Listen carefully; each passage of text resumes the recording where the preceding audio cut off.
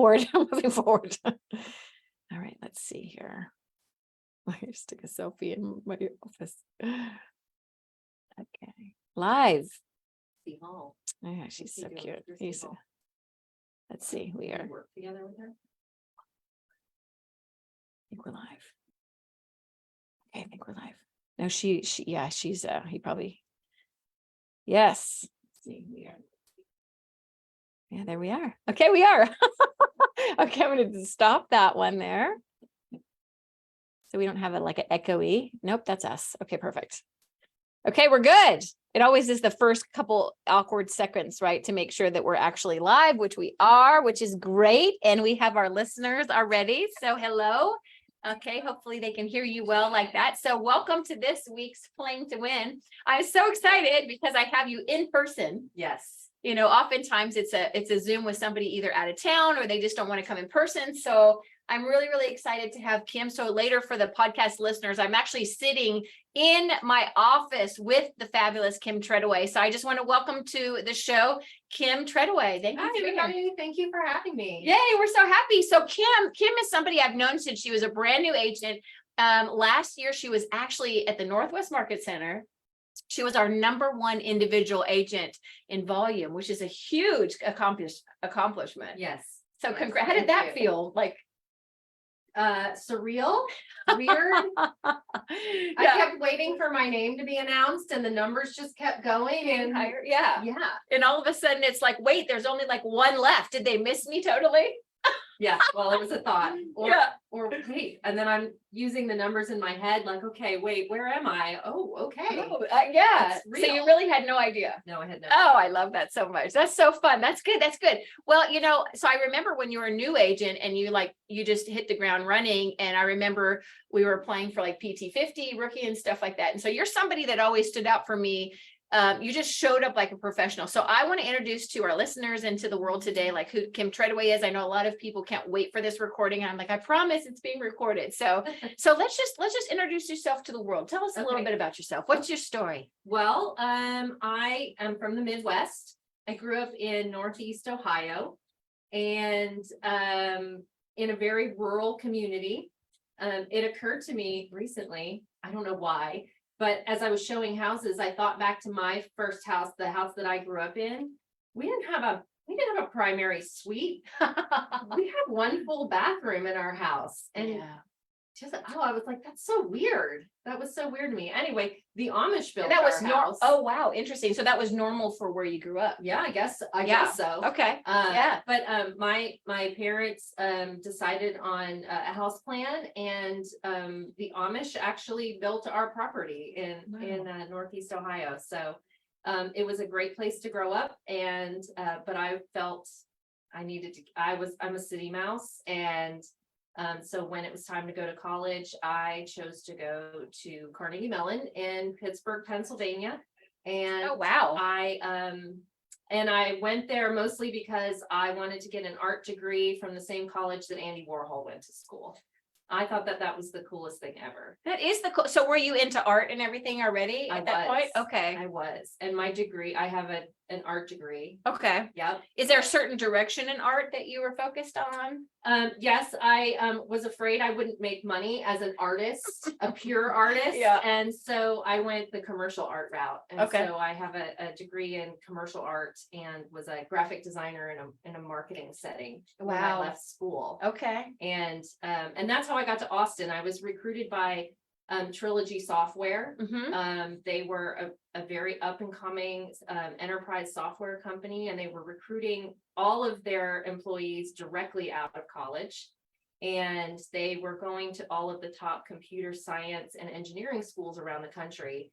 And I just happened to benefit from that because Carnegie Mellon is an excellent engineering program and computer science, and they just happen to have an amazing art program as well. And they had some spots to fill in their design department within marketing. And so while they were at Carnegie Mellon, they went ahead and recruited for those roles as well. Wow. Yeah. Yeah. You don't hear about that often, that people get recruited right out of college too, right? That's kind of the dream of people. They go to college and they think they want to be recruited then right after to the job that they Yeah. love, but that actually happened for you. That was the One strategy. of the few. Yeah, this was the strategy of that company, to go around Okay. to all the best engineering and computer science colleges around the country and bring them all to Austin to really grow them into an amazing enterprise software company. And I moved down here with 33 graduating classmates from Wow. Carnegie Mellon. Oh my That's the gosh. kind of recruiting that they were doing. Wow, that's incredible. So that's how you got to Austin. That's how I got to Austin. And when was that? 1998. Okay. Yeah. And you've been here ever since? Well, there was a short stop. I met my husband. He had just graduated from the UT business program. Nice. And I, at the time, was working for a small design company that actually was the force behind the Austin City Limits Music Festival. Oh, cool. And I was at that company at that time when I met Chris, and he graduated from business school and got a job at Microsoft in Seattle. Okay. And so I think we knew at the time that this was a forever thing. And I sold my condo, he sold his house in Cedar Park, and we moved to Seattle together. Wow, that's amazing. That's amazing. Okay, so and how long were you guys in Seattle? 4 years. 4 years. Okay, so then and then you moved back to Austin? As fast as we could. Okay. And when No offense to Seattle. No, Seattle's great. A lot of Yeah. rain, not so much Yeah. sunshine, but yeah, it's a beautiful city, but very different than Austin, Yeah. right? Yeah. Yeah. How is Austin compared to Ohio weather-wise, how you grew up? Well, so when I graduated from school in Pittsburgh, which has very similar weather to where I was in Northeast Ohio, Okay. I said, I will not, this was my mantra at the time, I will not move somewhere where it snows. I am moving to the south. I Yeah. don't care where that is. Yeah. I was focused on Atlanta, and then this job offer from Trilogy in Austin, Texas came up, and I said, well, this fits the bill. It doesn't snow here. Yeah, right? yeah, exactly, right. Well, it doesn't until you have Snowmageddon That's right. and no power for what, 7 days, some of us, you know, At or the what. time, it did not snow. I guess Yeah. that's global warming. I guess so. I don't guess know. things have changed in the last few years. Yeah. So awesome. Okay, so you got back to Texas as soon Got as you back can, to back to Texas. Austin, Yep. and then tell us how real estate came into your world. Well, I moved back here in the fall of 2008. Okay. So we were just about to elect President Obama at the time. Okay. And we were in a recession, Mm, a horrible recession. yeah, I remember 2008. Yeah. Yeah. And I was already a team leader then, leading a real estate office, and that was some tough times. yeah. And I wasn't in real estate. We Okay. purchased a home in Rosedale over the internet. Wow. Because we knew what neighborhoods, Okay. being from here, we knew what neighborhoods we Yeah, wanted. that's helpful. And so we purchased a house. I flew in for the option period. Chris never even saw the house till after we owned it. Wow. And he had just finished writing a book on Facebook marketing Oh, and was starting up his own company. And I was unemployed. And so we had this new house and no huge income. And Yeah. so I started looking for jobs, which was really difficult Mhm. given the environment. And I ended well, up. and considering, sorry to interrupt you, and considering you right out of college, you had been recruited and had all the, right? Yeah. All that. So it was probably a very kind of just pivotal point in your life of like, what do I want to do next? And what is this going to look like for me? Yeah, Right. and I think in Seattle, I had switched from a pure design to marketing. Okay. And when I moved back here, and that came about because I realized that marketing jobs paid better Mm-hmm. and I still got to do design work. Okay. And so when I moved back here, I focused on finding a marketing job. And I eventually landed at Dell in a contract position. Oh, okay. And did some packaging work for them, and that led to an offer at the Texas Charter Schools Association. Oh, interesting. So I went and worked at a nonprofit Oh, for several cool. years. Oh, that's awesome. And that was amazing. I bet that was fun. Yeah, Yeah. yeah. And so I was their director of marketing, and I worked there for I think 3-ish years. Okay. And then I got recruited to work with some people that I had worked with at Trilogy originally when I moved here in 1998. Oh, how funny. And went to Full work- circle. Yeah, full circle. Went to work as a marketing person for a company called Bast. Okay. And so was there and just A lot of marketing. You had quite a few years in that. Like a whole career for Yeah. you. Yeah, you did that. Yeah. and then I burned out. I wasn't finding any joy. Mhm. I was driving 45 minutes to work every day and back, and it just When wasn't- people actually drove to work. It's like weird, right? Pre-COVID, like it's hard to believe we live in a world where people are like, do I need to really drive into work? It's like, yes, you do. You Yeah. do. They like, there are still, Yeah, the world is still happening. yeah, and Yeah, that's I funny. just I wasn't finding No, any you- joy. You hit a wall. Yeah, it was I like, had just had my daughter. okay. And I was spending all this time in the car, and when I got to work, I wasn't joyful. And Yeah. so Fulfilling. I had when I had moved, I'm going to back up a little bit now. When I had come back in 2008 and was job hunting, I thought, is marketing really for me? Should I be exploring other things? Yeah.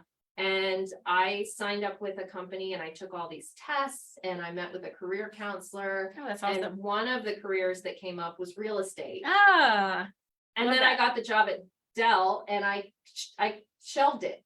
I Right. put it on a shelf. yeah. Wasn't Because the I was time. like, oh, now Yeah. I'm comfortable now. I have Right. income, I have a job. It's in marketing. I know this. Yeah. This is fine. I don't need to take any risks right Right. now. Right. And so I shelved it. And when I left Vast, I took it off the shelf again, and I dusted it off, and I looked through it, and we had just purchased a house with a KW agent, Okay. Lori Thomas.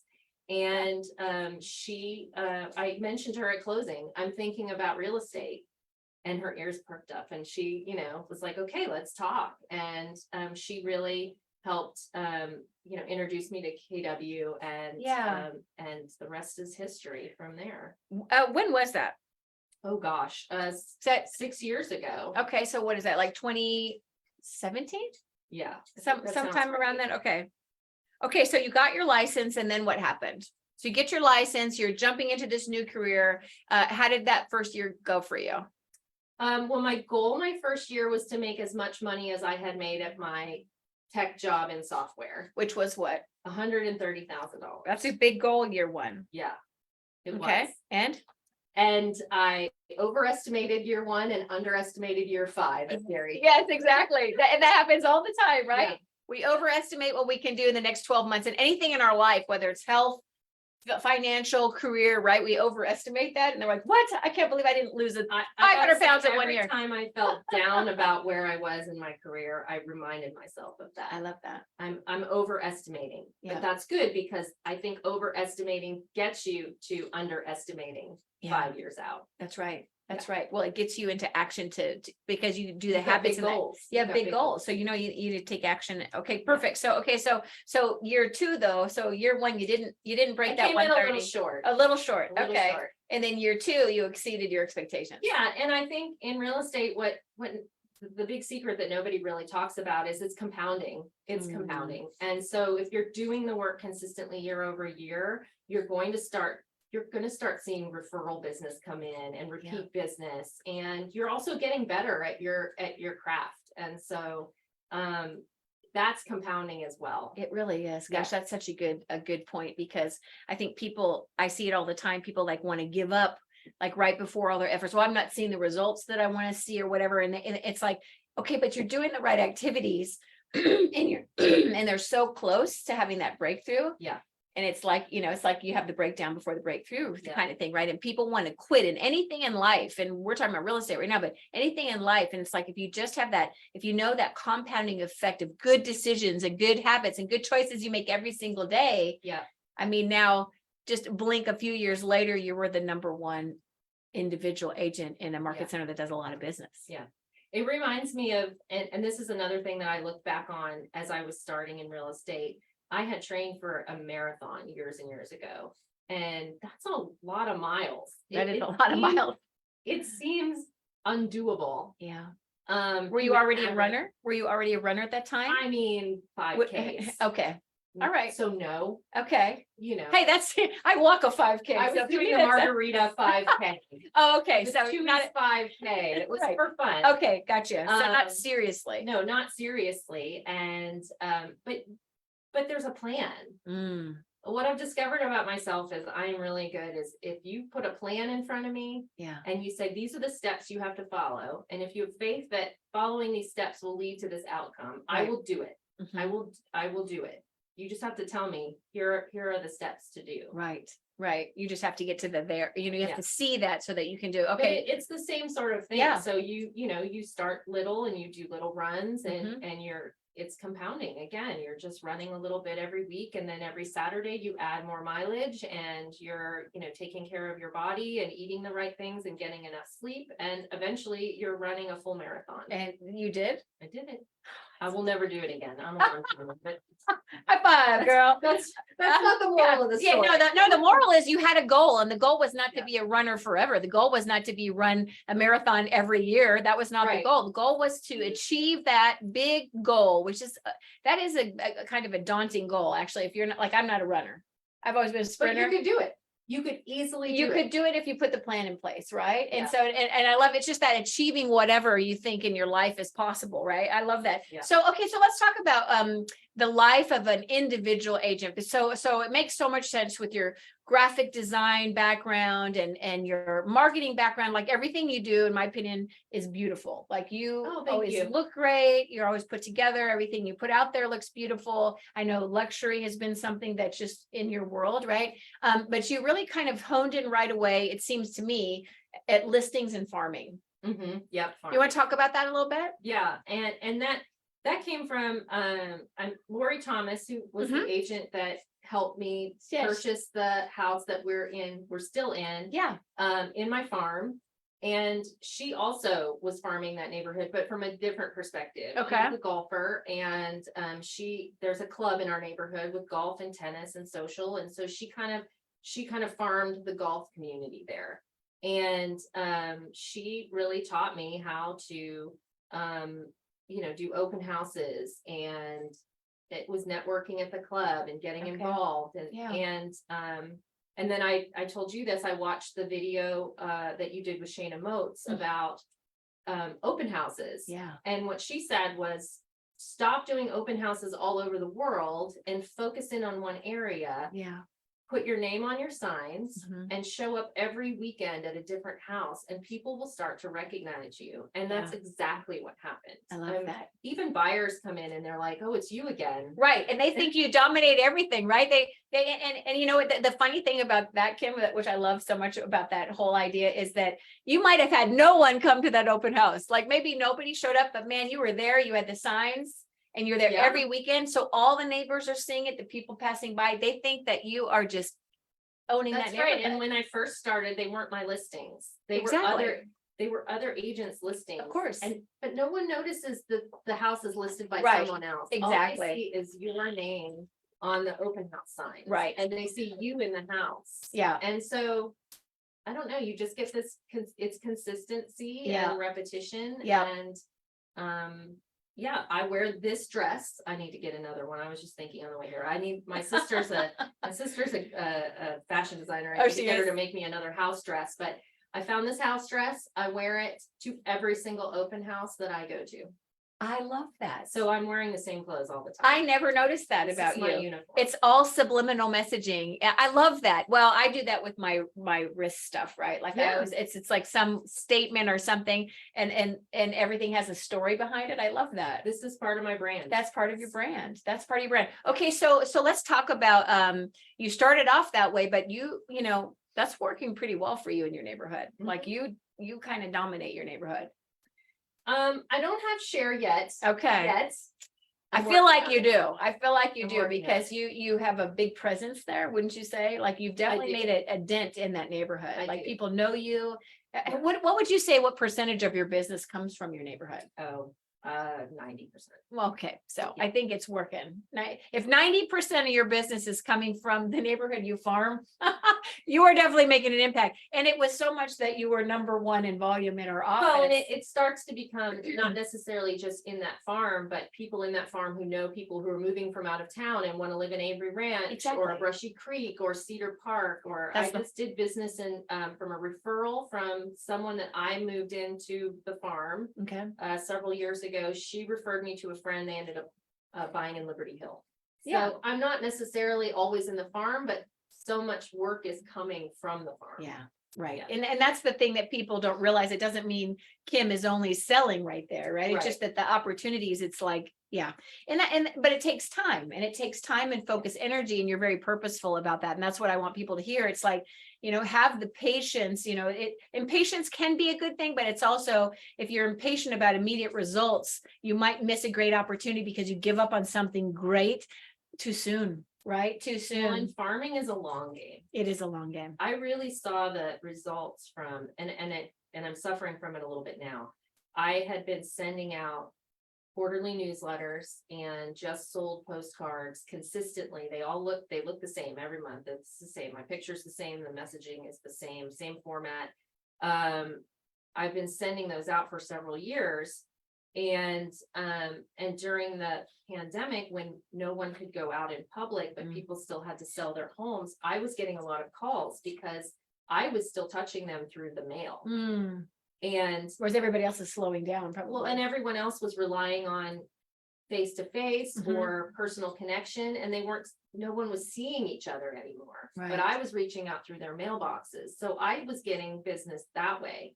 And that has I can see that slowing down a little bit. My numbers aren't as great as they were during the pandemic because now people are out talking to Sure. friends and family, or they're going to open houses. And so there's leakage there Right. that I didn't have during the pandemic. Right, So- because you really grabbed a sharehold on the mindset of the people in your farm. How big's your farm?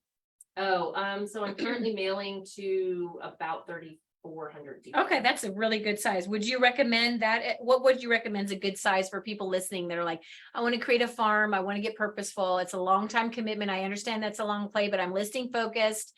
What size do you think is a healthy size to start with? Well, I started really small. Okay. So I think I started mailing to, it was less than 500. Okay, yeah, that's what I was because going to it's say too. expensive. It is. It's a commitment financially. It's a financial commitment. Yeah. For me, it paid off, and that's why that's a green light, right? Yeah. That's what Gary calls the green light, red light. For me, it was paying off. I was getting more business from my mailers Yeah. than not, and so it made sense. Mhm. The ROI was good. Okay. And so Yeah. as I got more business in my farm through that method, then I was able to expand my mailing list. And so And grow little it by to- little, Yeah. every year I would add more homes. I love that. Just Yeah. kind of like go out peripherally. Okay, cool. Okay, question that I ask every guest on the show. What's my favorite swear word? Wrong show. Actually, yeah, I did have these cards that I wanted to bring back in and make somebody do the random like question of like some life-changing question. And I need to bring that back. Shoot, I Yeah. should have had those for you. I could ask you, I randomly just ask you that. But no, my question that I ask everybody is, what does playing to win look like for you? Oh gosh. What does playing to win look like for me? So I am growth oriented, and I think that playing to win for me means that I am continually searching for and growing through my business. Yeah. Yeah. So what does that look like? Well, last year it meant getting my broker's license. This year it means getting certified in the real estate planning community. I'm Yeah. really excited about that. That's really exciting. What excites you about that? I naturally have a lot of elderly clients, Mm-hmm. and I have found going on some listing appointments, I'm not able to really advise them the way that I would like to be able to advise them. I'm not asking questions like, do you own other properties? Do you own investment properties?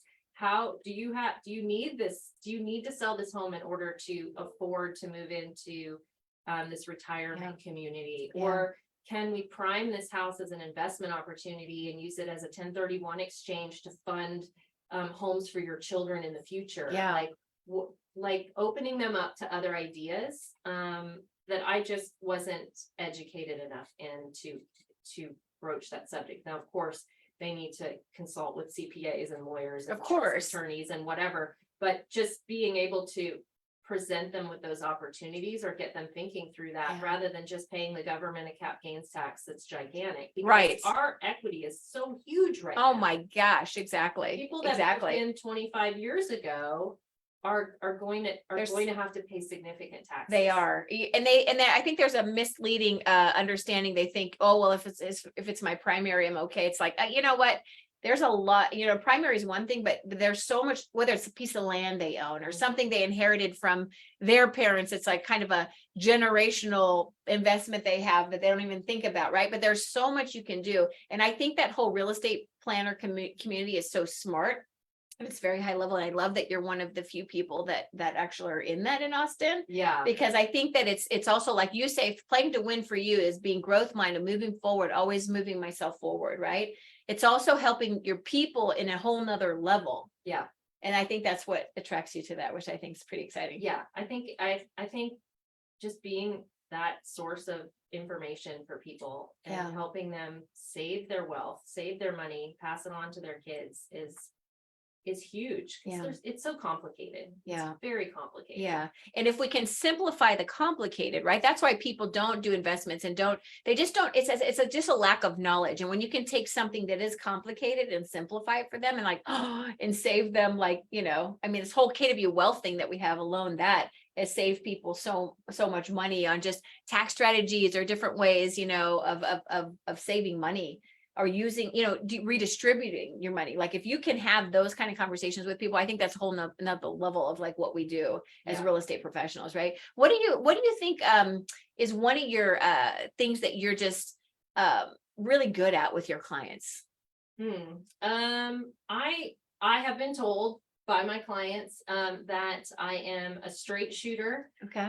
that I tell it like it is. I don't have a good poker face. I think, and that can be good. It can be good and you can bad. see that if you're watching, you can That can be good or Kim, I bad. can You totally tell see when that. I'm just like so frustrated Yeah. with people. Yeah. But I'm very straightforward. I'm also very calm. I think one of the interesting things, going back to the testing that I took when I was trying to figure out what to be when I grew up, Yeah. one of the one role that I was perfectly suited for was funeral director. Oh my gosh. And I was but when you think about it, No, totally makes this sense. is someone who in a time of crisis, Mm. grief, Yeah. families are involved, Yeah. tough decisions, Yeah. that is calm and can help navigate and hold hands and carry you through that situation. That's what a real estate agent does. That's so you. So like, yeah. That's so you though. Yeah, In the real estate space. I think, yes. That is so you. Like it sounds weird to say that, like funeral, but it's like you said, in a time of crisis where you're the calm for them, Yeah. but you're confident and you're helping them navigate very stressful situations. I mean, let's not kid ourselves. Selling your house, or buying, it's stressful. It is, and it's okay. It's great. And at the end of the day, we all celebrate, but let's not kid ourselves. It's just a lot of emotion because either you're, have a family that's getting, divorced or there's excitement because they've, they're having a kid or they got married or there's all the things, right? There's all the things. And you being that calm in this crisis, because it's always a form of crisis, honestly. Yeah. There's always some kind of disruption, right? So, and you were, that's, if you'd asked me that question, I would have said it very similarly, but I would not have tied that together. That's really, isn't that cool when you know yourself like that though, what you bring to the table? And I don't know if it means I'm a little bit dead inside, but I'm not an empath. Like I'm not an empath. An empath, they also might make a good real estate agent, but for different reasons. Different right? reasons, yeah. Whereas they wouldn't make a good funeral director because if Right. you get sucked into the grief, right, you can't It'll help. take you You down. can't help them, and It's so Mhm. I think that's and that was some self-discovery that came out of that. I love that testing and talking to the career counselor and thinking through that. But I love that. That boy, that just yeah, that's so good. And not getting, I think we always say he who, gets the emotional, is the most emotional in a situation that's a negotiation or anything like that loses. Right. And so being able to be that calm for people. And when I have agents that are like more upset about the transaction than than the client, I'm like, okay, hold on. Yeah. Who's driving the bus here? Yeah. Who is driving the bus? Because if you're that's emotional, then how are your clients holding out? Right. And so you being able to have that where it's not pulling, you in every direction emotionally, and you're that calm for people, that's like a beacon. To me, that reminds me of a lighthouse. Yeah. The lighthouse theory, right? Like I'm big into lighthouses because a lighthouse will stand there and it doesn't run around the island trying to save people, right? A boat's like saying, hey, come here. Right. It stands there brightly and shines its light so that people can come to shore. Yeah. And I think that's what we should be doing as real estate professionals, as leaders, whatever your career is, as parents, anybody listening to this right now is like when you stand there and shine your light brightly and can help people navigate, that's the best thing you can give people. Yeah. Is helping them navigate through like tricky waters. And we're in interesting times right now. We are in interesting times. So how is that serving you right now? Because a year ago we were in interesting times then, but for a whole different reason, right? That was like a sprint marathon. Oh my gosh, let me get my offer. Hair on fire. It was hair on Hair fire. on I don't care about the property. I'll put 200 over ask price. I don't even want to see it. I got to have a house because there's nothing. So how do you, and now it's different, right? Now there's the fear of what's happening with the economy. Are prices going up? Are prices going down? And I try not to make this too timing to what it is right now, but any advice you give is going to be pertinent to anything that in the market when things change, right? So I want to keep it more on that level. But how are you handling the market right now? Because it changed. How did you navigate that? How are you navigating your clients as the market keeps changing? Well, I think this is the market of patience. Whereas I feel like the previous market was a market of chaos and navigating chaos. And now we are shepherding patience and grace and being kind to one another. There's so much unkindness. And so I think we just got mean in the last couple of years. We just got so cutthroat and agent to agent and buyer to seller and seller to buyer. And it's so just trying to be kind and helping each other with patience. And I think, I've been reminding my sellers, they're just so anxious right now. There's a lot of the anxiety. sellers that need to sell right now, they're motivated because they have to sell. Yeah. And they know that, listen, I know that there's competition. It's like 2 to 3 times more than there was a year ago. And now. Still inventory is low and here. But perspective, right? Right. It's still low, but for when you see communities have a lot of inventory within that community, that's all like I just showed some condos the other day in one community. There were 3 properties for sale. They're all exactly the same. They're in a condo community. Right. So we went and looked at all of them and the prettiest one won. So you have to be a beauty queen in this market. Yeah. But patience, I think you have to just coach your sellers. Like, look, we don't really know what the pricing is right now. It's still kind of wishy-washy. We can do our best. Right. And I can coach you to help pick the best price. And if it doesn't work, then we have to make adjustments. But I mean, even now we're seeing like you decrease the price and nothing still happens. So it's still not, is it that it's not enough? Or is it that, the patience comes into play? It's definitely the patience game. Like I couldn't agree. I love that you said moving from from the chaos to patience, right? There's so much truth to that. I love that. That's very so true in so many ways, because I always talk about with pricing, especially now, like, a year ago, well, now it's over a year ago because it was already kind of happening by last May, but you know what I mean? But let's go back to the crazy, whenever that was. You throw the number out there, you kind of could throw out whatever you wanted because you're going to get it because inventory was so crazy tight, right? Yeah. And now you're today where you're like, okay, now let's go back to the whole, the idea of like the fishing, Mhm. Like, let's put it in, let's test the market. We think we should be here. We're studying it, we're watching the trends, watching, it's dropped this much in the market, whatever. This guy's on the market. Here's your competition. And then you try to get a bite, right? You put the fishing pole in, you try to get a bite at that price. And what happens is you don't get a bite. Yeah, You don't even get showings. yeah, So what's that telling you? yeah. You're still not there, right? Still not there. And so this is the whole dialogue though, but I think the setting that, and then you said it, you drop it again, nothing. Now you're getting some showings, right? No, and it just depends on the urgency of the sellers, right? Yes, And the motivation. that's right. And then all of a sudden you hit that point. Because there are properties that are having multiple offer situations. Yep. But they're the prettiest, like you They're the said. prettiest on the block. Maybe they've got a pool. Yeah, they got the pool, they Yeah. got the view, whatever. Yeah. And they're still going, right? Yep. Buyers are being very picky Yeah, because if they're gonna spend that much money, yeah. they're gonna have a monthly payment that high, it better be the right house. Exactly. Yeah. Right. Exactly. So it's a different mindset. So any tips on what you think can help people win? And again, I don't want to make it too market specific because I want this to live on the shelf, but how, let me ask it differently. What do you think separates a really great real estate professional Mhm. from the ones that are okay? What makes somebody really fabulous and great in this profession, in your opinion, as a real estate professional? Someone who continues to grow. And because the more transactions you do, because Yeah. every transaction is so wonky, Oh, right? yeah. And you learn something from every Sure transaction. do. So the more transactions you do, the more you know. Yeah. And if you're having conversations with other like-minded agents and they're Mhm. sharing their transaction wonkiness with you, then you're learning from them as well. That's like doubling your transactions in your brain, right? Yeah, for sure. So talk to other agents, Okay. be kind, learn from stuff like, and use your past transactions to help inform your future transactions. Mm-hmm.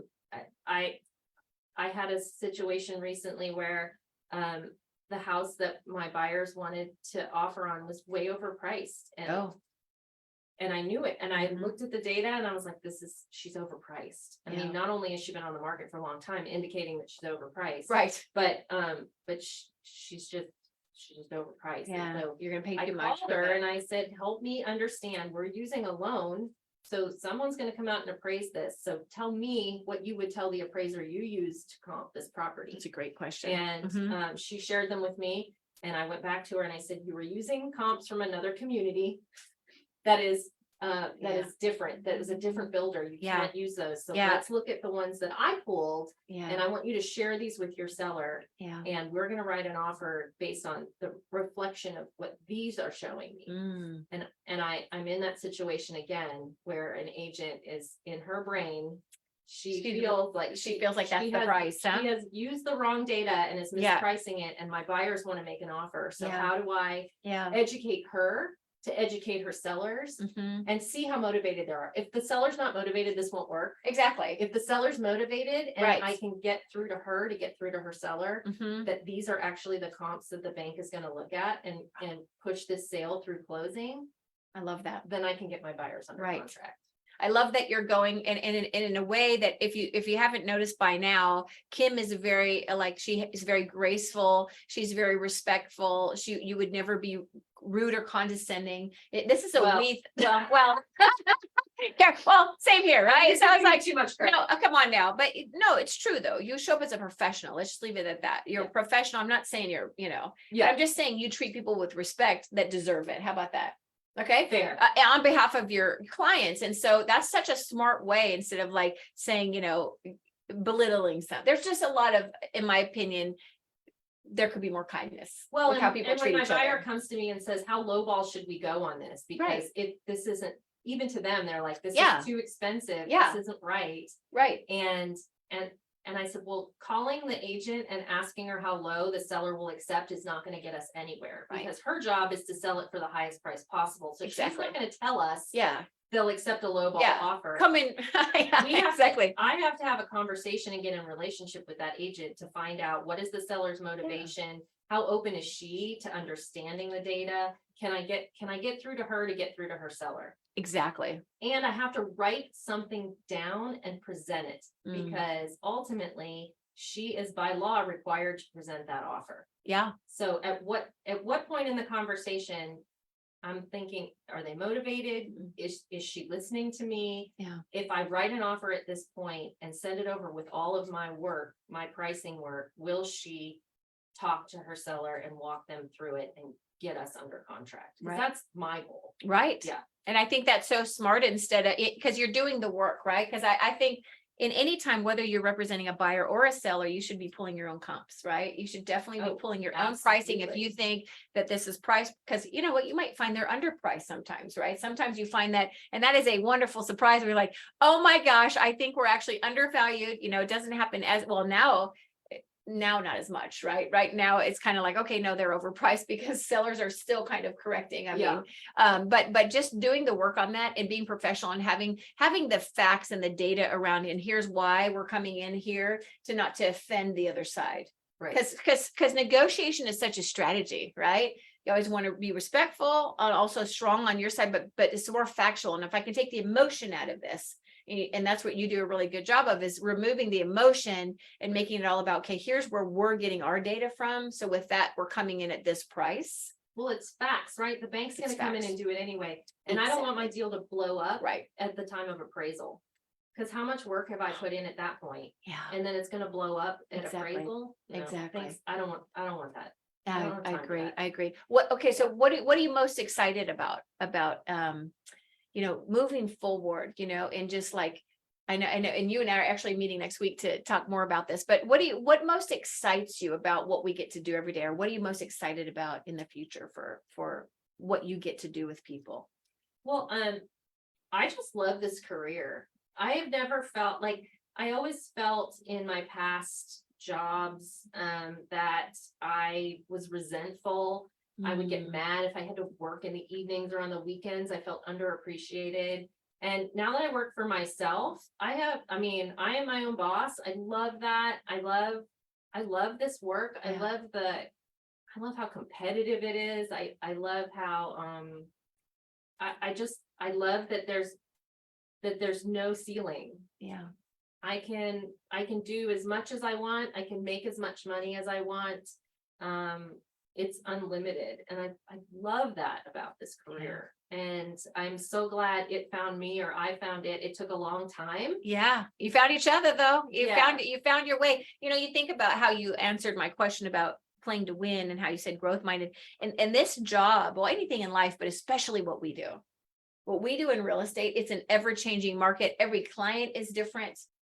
Every situation is different. Every home is different. Like, you can have general things, like a contract is a general thing, right? But I always tell people, I'm so grateful that I did learn in 2006, 2007, 2008 in that last market, because I learned very early on to never fear a market. And I tell people, because people say, hey, should I even I really want to do real estate. I've wanted to do it my whole life, but everybody tells me not to do it. I said, well, everybody told me not to do it. And it's worked out pretty well, and I love what we do. I love the opportunity that we get. So when things change, and they always are, you're there to grow and learn, like you're bringing on this whole nother level to serve, another form of your clients. Yeah. And I think that is what really separates the people that are great and are fantastic from the ones that burn out. I can't tell you how many people were getting out of the business when I was getting in. Yeah. Like, this is too hard, I'm out. And you'll see that in the next year or two. People are already getting out of the business because they're like, this is not as easy as I thought. So it's the agents like Kim who lean in and say, okay, where's the opportunity to help people navigate through this crisis? Because having your perfect personality for the funeral director, Right. which you do have a heart, by the way, she's not dead inside, by the way. I know she said it like that, but she's that calm. You're that calm. So I see it more as a lighthouse. You're that calm in the storm. Yeah. And that's a beautiful thing to have, right? That's really a beautiful, special thing to have. So anyway, so now one last thing as we wrap up. Okay. I'm not going to open it up for questions because I edit that part out anyway. Okay. So I decided I just don't do that anymore. Yeah, what is your last thought that you want to leave with our listeners today on anything about, the live is called Playing to Win, which is, instead of playing not to lose, we play to win. And then the second half podcast, where this will live on, is all about you win or lose the game in the second half, because the first half is important. Yeah. second half matters even more. Yeah. And I know that you're, only a handful of years into this career, but you've been in it long enough that you're kind of hitting that stride of that, like you're there, you know what I mean? You're valid, you're legitimate. You've got #1 individual agent at our office, which is amazing. And congratulations. Real Trends. Let's not talk, forget Yeah. that, she's in the top group of Real Trends in all of Austin. I mean, there's so many things to celebrate about that. But what would you like to leave our listeners with today on just some thoughts about just how do they play to win, or just really make the most out of the choices they make every day? Well, I think real estate aside, find your passion. It took me a long time to find this career, and I'm so glad that I did. And I would say, oh, I wish I'd found it earlier, but it wasn't my time. It had to play itself out. I had to not fail, but struggle through that, and to realize that wasn't my path, to start searching for another path. And I think that the first few years in real estate, I had that, what is that called when you're like, you feel like a fraud. Like I was, I have a art degree. What am I doing in sales?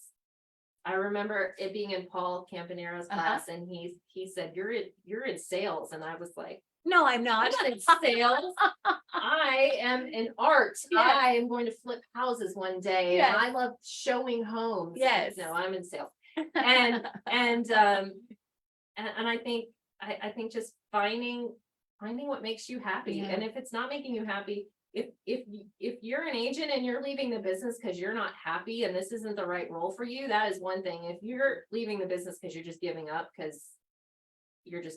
you're not willing to put in the work, that is a totally different thing. So don't beat yourself up, but really look inward and try to figure out what makes you happy and do that. And if this isn't it, then go find what it is. Yeah. I think your sports analogy of the second half is more important. Yeah, this is halftime. For me, I started this career in my 40s. I didn't have time to start from scratch again. So I had to make sure, like, if I was going to do this, and I'm a data person, so I went back and looked at that test and those books and the career counselor's report. And then she said, you would be good at this. Yes. And I went all in on it, and it worked out. So I love that. Don't waste time doing things that aren't bringing you joy. How about that? Woo. I just that's just simmering on my soul right now. And I'm sure that's in the podcast where I will cut and all that. Gosh, I just want to thank you for being on the show today, Kim. Thank you for having me. Oh my gosh, you're amazing. And I know that people will listen to this and this will live here. And then I'll send you the YouTube so you can get this out, because you're going to have a fun event at Mega Camp, right? I'm planning an event at Mega Camp. So if you're lucky enough to be invited to her Mega Camp opportunity, I would be there. Very excited about Mega Camp. Me too. Right? There's so like 7,000 agents from all over the world coming in. We're so lucky that it's right here. We're right here. Like, why wouldn't So every Austin agent be purposefully connecting with those referral partners of yours? Think outside the box, right? We have such an advantage in Austin. So take advantage of that. And Kim, I can't wait to see what the next few years bring for you. Thank you. And it's just an honor to be in business with you. Thanks everybody. All right. Thanks for listening, guys. We'll see you on the next episode of Playing to Win.